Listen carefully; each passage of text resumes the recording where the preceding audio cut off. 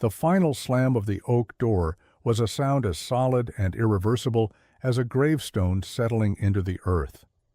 Marcus did not look back. He had counted the 20 silver dollars into Ilara's palm, the coins cold against her skin, a chillingly final transaction that severed her from the life she had known. Her husband, Thomas, was 3 weeks in the ground, killed by a collapsed shaft in the silver mine, and his family had moved with the swift, merciless efficiency of a winter wolf pack. They had produced a document, a note for a debt Thomas had owed his brother, and with the town magistrate nodding in grim agreement, they had taken everything. The small farmhouse Thomas had built, the fields they had cleared together, the 2 sturdy mules, even the rocking chair by the hearth. All of it was now Marcus's. Ilara was left with what they could not easily sell or use. She had the clothes on her back, the $20, the heavy felling axe Thomas had always kept sharpened to a razor's edge, and her loyal wolfhound Fen, whose low growl had been the only protest during the eviction. And she had one other thing, a deed. Marcus had presented it with a flourish of magnanimity that was more insulting than simple cruelty. It was for the old quarry, a forsaken parcel of land at the far northern edge of the valley, a gaping scar in the earth that everyone in Providence Creek considered utterly worthless. "A place to call your own," Marcus had said, his words dripping with a pity so false it soured the air. The community of Providence Creek watched her departure with a mixture of sympathy and dismissal. They were practical people, settlers who understood the brutal calculus of survival. A lone woman with no resources was a problem to be solved by charity or departure. Mr. Gable, the owner of the town's mercantile, polished a glass jar with a soft cloth, his eyes avoiding hers. "Take the morning coach east, Ilara," he advised, his voice low and reasonable. "There's work in the cities for a woman.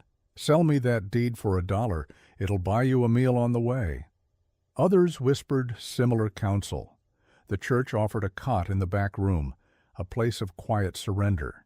They saw her as a tragic figure, a widow doomed to be a ward of the town or to disappear into the vast, indifferent wilderness. But Ilara did not see herself as they did. Grief had hollowed her out, but injustice had filled that space with something as hard and unyielding as granite. She walked into Mr. Gable's store, the bell above the door announcing her with a sharp, defiant jingle. Fen sat obediently outside, his intelligent eyes fixed on her. She placed her $20 on the worn wooden counter. She did not ask for a coach ticket. "A sack of flour," she said, her voice steady, "a side of salt pork, beans, a sharpening stone for this axe, and a good wool blanket." Gable stared, his mouth slightly agape. He then added a small bag of seeds, carrots, potatoes, hardy greens. "On the house," he mumbled, a flicker of shame in his eyes. She packed the supplies into a tight bundle, hoisted it onto her back, and without another word to anyone, turned her back on Providence Creek. With Fen trotting silently at her side, she began the long walk north toward the worthless land that was now her only inheritance. The journey to the quarry was a pilgrimage of pain. The trail quickly dwindled from a wagon-rutted track to a faint deer path, winding upward through skeletal aspens and jagged rock falls. The weight of her pack dug into her shoulders, a constant grinding reminder of the meager supplies that stood between her and starvation. The autumn wind had a hunter's edge, slicing through her thin coat and stealing the warmth from her bones. Each step was an act of will, a silent refusal of the future everyone else had chosen for her. The valley floor, with its tidy farms and plumes of smoke from warm hearths, fell away behind her, becoming a distant miniature world to which she no longer belonged. She was walking off their map into a blank space marked only by mockery. She arrived as the sun began its descent, painting the western sky in brutal strokes of orange and purple. The sight that greeted her stole the breath from her lungs. The quarry was not just worthless, it was a violation of the landscape. A sheer cliff face of gray, weeping rock plunged down to a floor of shattered stones and rubble. A pool of stagnant, scummy water collected in the lowest depression, reflecting the dying light with a greasy sheen. It was a place of violent endings where men had blasted and torn the good stone from the earth and left the wound to fester. There was no soil, no shelter, no life. It was a tomb. For a long, terrible moment, Ilara believed the town was right. Despair, cold and heavy as a shroud, settled over her. Her knees buckled, and she sank onto a sharp-edged boulder, the rough stone biting into her legs. The wind, which had been her constant tormentor on the trail, began to howl, a mournful, predatory sound that echoed off the rock walls. But as she sat there, shivering in the growing twilight, she noticed something strange. The wind was a physical presence on the ridge above, whipping the skeletal branches of the pines into a frenzy. Yet down here, on the quarry floor, the air was almost perfectly still. The sound of the gale was a roar far overhead, a distant battle that did not touch her. She stood up, her body stiff with cold and exhaustion, and placed a hand against the massive stone wall of the quarry face. It was cool, but not the biting, soul-leeching cold of the air. It held a faint, residual warmth, a memory of the afternoon sun it had soaked up like a sponge. Her eyes, now accustomed to the gloom, traced the lines and shadows of the rock. She saw a deep alcove, a natural indentation almost like a shallow cave, and within it a dark fissure snaked its way up into the rock, disappearing into blackness. She held her hand to the crack and felt a draft. It was a steady, cool exhalation of air from deep within the earth, air that was cold but not freezing. It was the mountain breathing. In that moment despair did not vanish, but it was joined by a new and powerful companion, a grim, calculated resolve. The quarry was not a tomb. It was a shield. The stone was not dead. It was a battery holding the sun's heat. And the fissure was not a flaw. It was a chimney. The first day of work was a litany of failures. The blade of Thomas's axe, though sharp, bounced off the dense wood of the high country pines with a dull thud. Ilara's swings were clumsy, fueled by desperation rather than skill. Her arms burned, her shoulders screamed, and the tree stood mockingly indifferent. She fell into a rhythm of pure, unthinking labor. Chop, rest, chop, rest. Finally, with a great groaning crack, the first pine fell. It was a victory so profound it brought tears to her eyes. Getting the log down the steep incline to the quarry floor was a battle in itself. She and Fen, straining against a rope she'd fashioned, guided the massive trunk down the rocky slope, dodging and wrestling it into place. It took the entire day to move one tree. The next day, she felled and moved another. Her hands, soft from a farmer's wife's duties, were quickly rubbed raw. Blisters formed, broke, and bled, leaving her palms a weeping mess. She tore strips from her petticoat to wrap them, the pain a constant, fiery companion. But each day her swings became more confident, her muscles harder. She learned to read the grain of the wood, to use the axe not as a blunt instrument of force, but as a precise tool. She was not building a house. She was waging a war against the wilderness and her own weakness, one swing at a time. Using the shattered rubble from the quarry floor, she began to build walls, enclosing the natural alcove in the cliff face. The work was slow and agonizing. Each stone had to be found, judged for size and shape, and then lifted into place. The larger ones required all her strength, her body trembling with the strain as she heaved them into the growing wall. She discovered a deposit of dense clay near the seep, and she taught herself to mix a crude but effective mortar with sand and ash from her small campfires. The wall rose inch by painstaking inch, a testament to sheer, bloody-minded persistence. She was building more than a shelter. She was building a system, an interconnected web of survival. The shelter itself was a hybrid of nature and human effort. The back and side walls were the living rock of the quarry, immovable and ancient. Her low, thick front wall of mortared stone completed the enclosure. For the roof, she laid the heaviest logs across the top, chinking the gaps with moss and clay. Over this, she layered sod she painstakingly carried in a makeshift sling from a meadow a half-mile away, creating a living roof that would insulate and shed water. Inside this stone chamber, she constructed her next system, heat.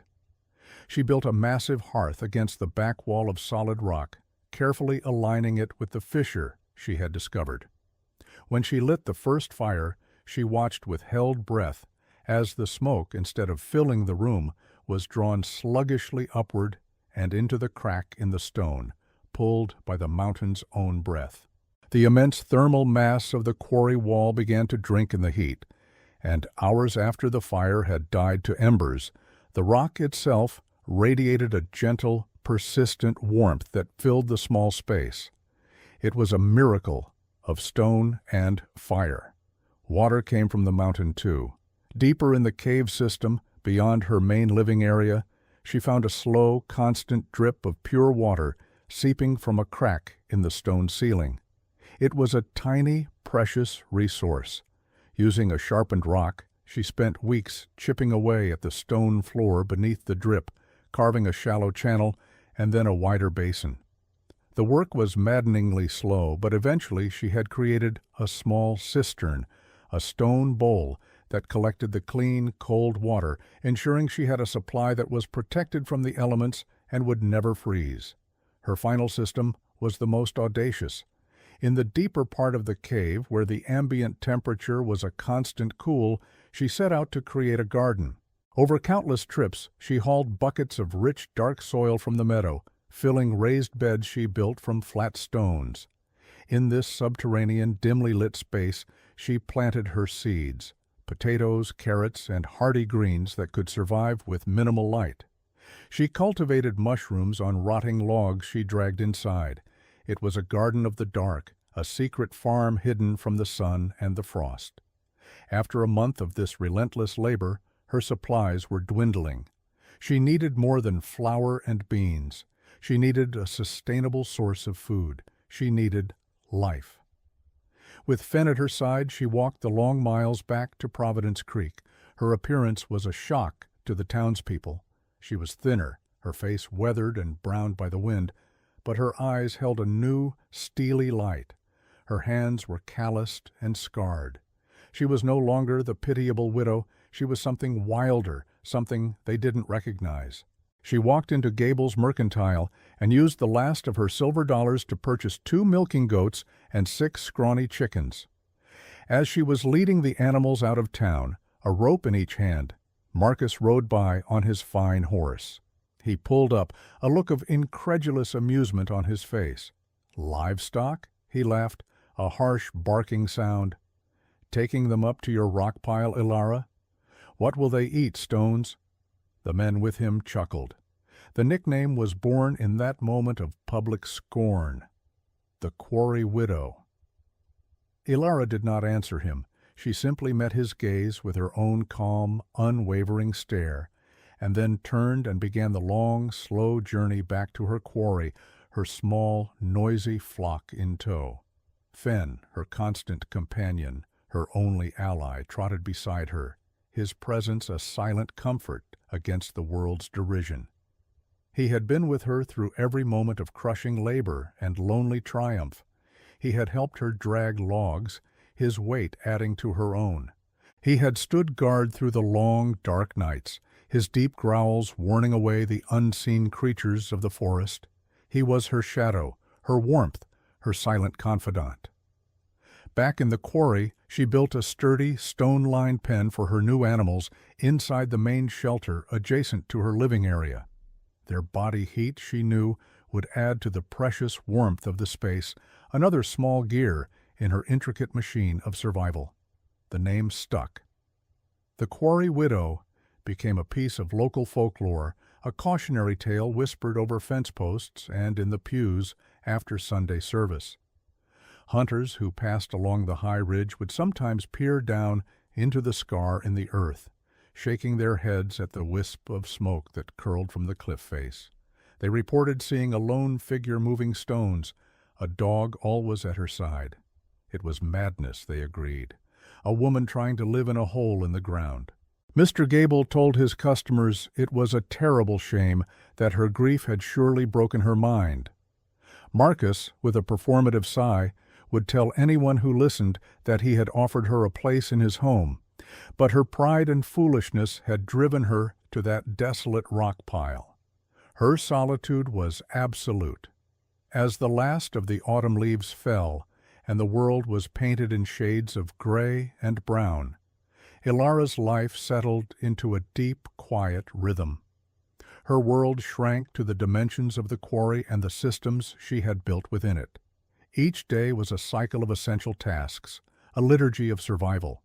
At dawn, she would stir the embers in the hearth, adding fresh wood until the fire roared, feeding its heat into the great stone wall. Then came the animals, the sharp, earthy smell of the goats, the soft clucking of the chickens. She milked the goats, her hands now strong and sure, collecting the warm, frothy milk in a wooden pail. She gathered the precious eggs, each one a small miracle of warmth and life. She would then tend her subterranean garden, the air in the cave cool and damp. By the dim light of a tallow lamp, she watered the pale green shoots, her fingers sifting through the dark, rich soil she had carried there on her own back. The routine was the bedrock of her existence, a bulwark against the crushing loneliness. She was the sole sovereign of her small stone kingdom, a world of warmth and order, carved directly out of the chaos of the wilderness. Before the great blizzard, the world sent smaller tests. An early vicious storm swept through the valley, coating everything in a thick, glittering shell of ice. In Providence Creek, the weight of it snapped tree limbs, which fell and crushed the roofs of sheds and outbuildings. Windows, brittle with cold, cracked under the strain. But in the quarry, Ilara was untouched. The wind and ice raged harmlessly overhead, unable to penetrate her sanctuary of stone. She sat by her fire, listening to the storm's distant fury, safe and warm. Another night, a pack of wolves, their hunger sharpened by the encroaching winter, was drawn by the scent of her livestock. They circled the rim of the quarry, their howls echoing in the cold, clear air. Fenn stood at the entrance to the shelter, his hackles raised, his barks a deep, thunderous response that rolled across the stone floor. The wolves could see no way down the sheer cliffs, no easy path to their prey. After a while, their frustrated cries faded into the distance. Her fortress had held. Each test, each small victory, hardened her resolve and deepened her trust in the world she had built. Then came the blizzard of 1913. It did not arrive like a normal storm, with a gradual darkening of the sky and a gentle herald of first flakes. It descended like a judgment. One moment the sky was a sheet of dull gray pewter. The next, the world was gone, erased by a solid vertical wall of white. The snow was not snow. It was a torrent of fine, sharp ice crystals, driven by a wind that did not gust or howl, but screamed. It was a single, unrelenting note of pure, malevolent force, a physical hammer that pounded against the valley, seeking to pulverize everything in its path. The temperature plummeted, falling past zero, and into a realm of cold that was actively hostile to life, a cold that froze breath in the lungs and turned exposed flesh black in minutes. In Providence Creek, the storm was an apocalypse. The carefully constructed world of the settlers disintegrated. The wind, finding purchase on the flat wooden walls of their homes, tore at shingles and pried at window frames. The sheer weight of the snow, accumulating at an impossible rate, began to crush them. The roof of the livery stable was the first to go, collapsing with a great groan that was swallowed by the storm's roar. Then the meeting hall's roof began to splinter. Firewood, neatly stacked in woodsheds or against the sides of houses, was instantly buried under impassable drifts, turning homes into freezing traps. Livestock caught in their barns began to die, their bodies freezing solid where they stood. Mr. Gable's grand storefront window, his pride and joy, exploded inward, showering his wares with glass and snow. The town's confidence, their faith in their own sturdy, sensible structures, was shattered. They were isolated, terrified, and freezing in the dark.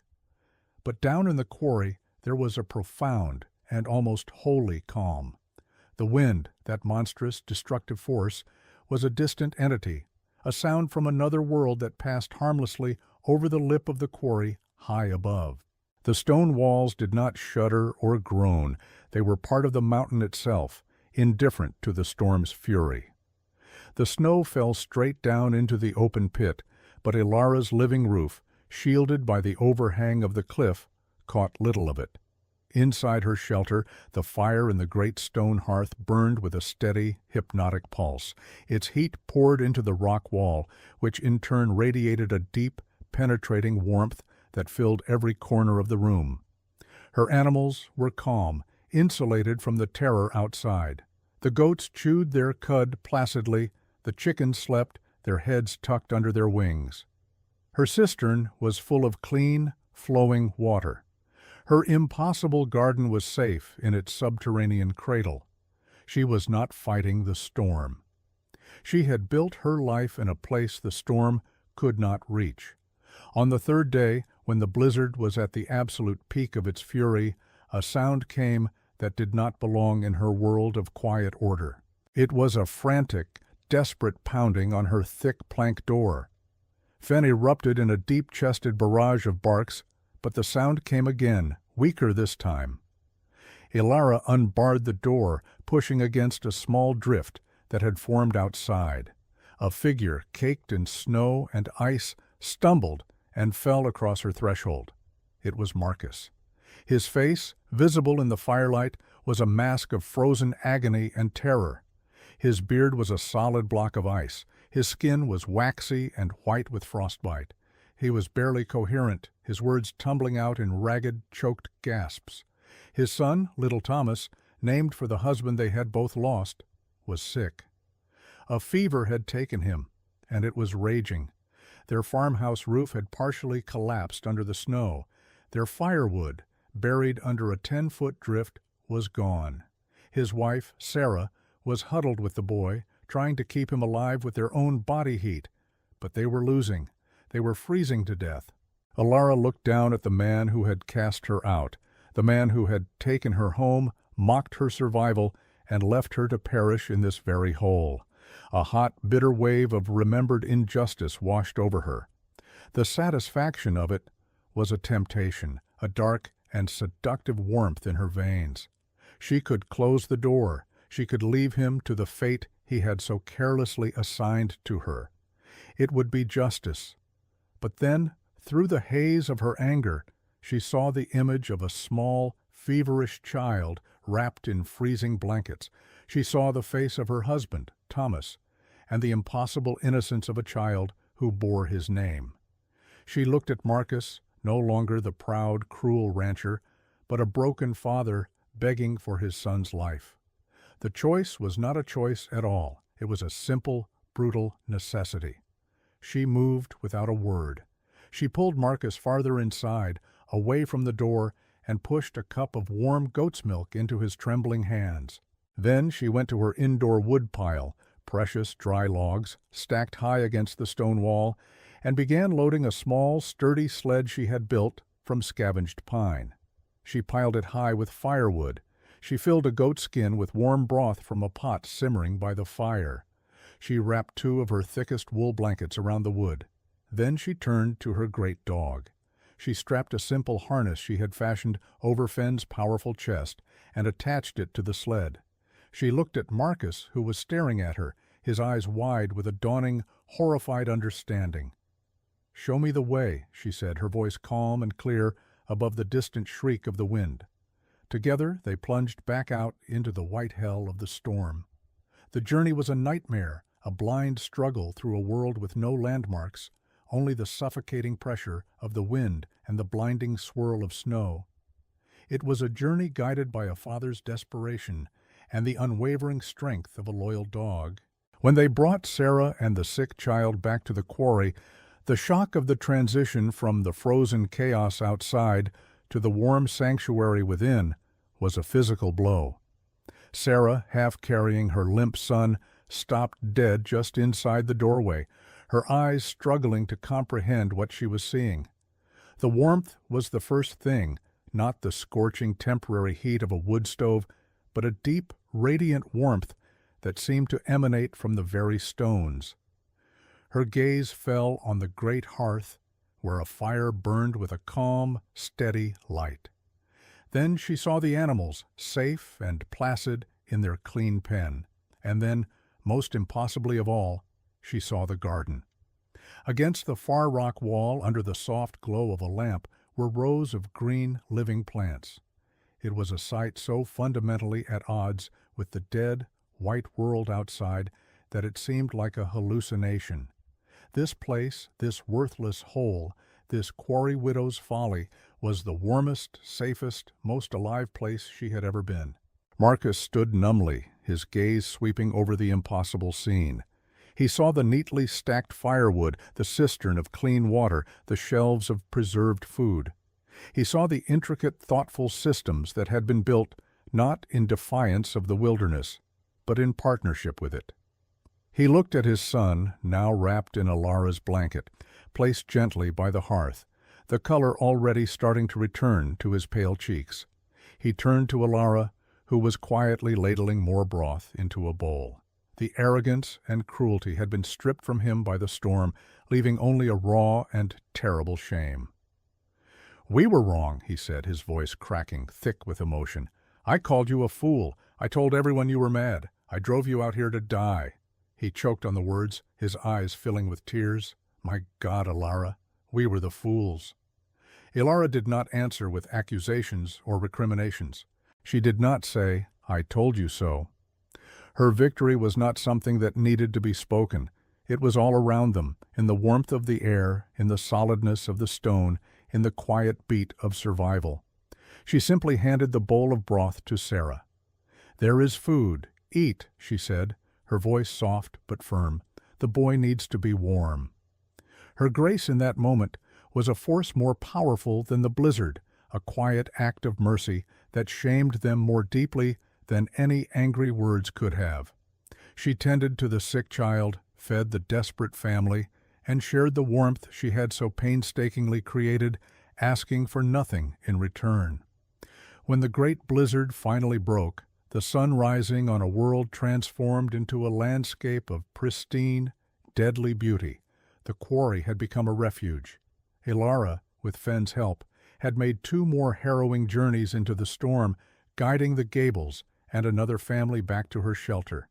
The name, the Quarry Widow, was never uttered in Providence Creek again.